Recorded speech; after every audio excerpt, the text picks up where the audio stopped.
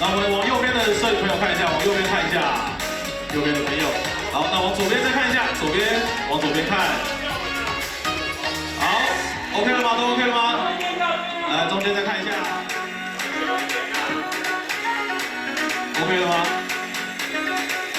好，谢谢，谢谢，请回座，可以下。公开这件事情对职业联盟非常非常的重要，但是不要忘记，我们是元年，我没有一个数据，我怎么知道上限在哪，下限在哪？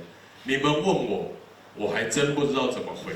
怎么设定？对，因为你薪资上限，你必须要打过了以后，你才知道。我们在这个过程当中只有5个月，你组成了这个联盟。可是，在这5个月，在这个联盟还没成立的时候，球员早就签约了。他有打 ABL 的，有打 SBL 的，他的薪资就是在那边。他合约正在进行中，可能有签3年的，有可能签2+1的。可是这些都是过程中。那有几个比较巨大合约的，就像林志杰这种嘛，就是我们就是要至少让他合约走完了。不是，他那个数字。就是大到可能会吃掉整队的预算的时候，这个我们都在全盘的考量中。那薪资上下限全部交由董事会，我们一起决议。我认为啊，也必须跟所有球迷朋友、关心这项议题的朋友报告一下，请给我们一点时间，3年内我们一定会把薪资上限、薪资下限，至于超过上限或低于下限，我们有罚则。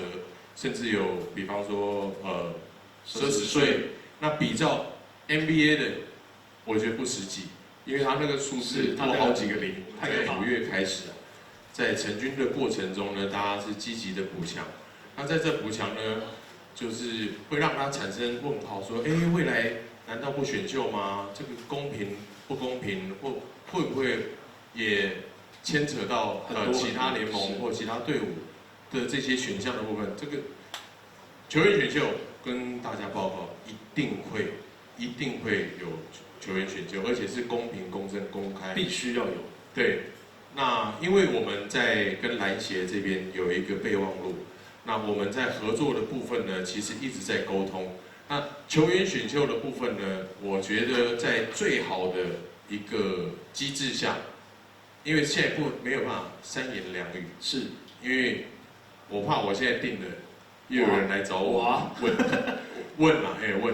可是我觉得这个是择日，我会让大家更完整，针对球员选秀这件事情，我会完整的，然后跟篮协一起沟通好，然后我们把这件事情可以落实的，让每一个人都是舒服的状态。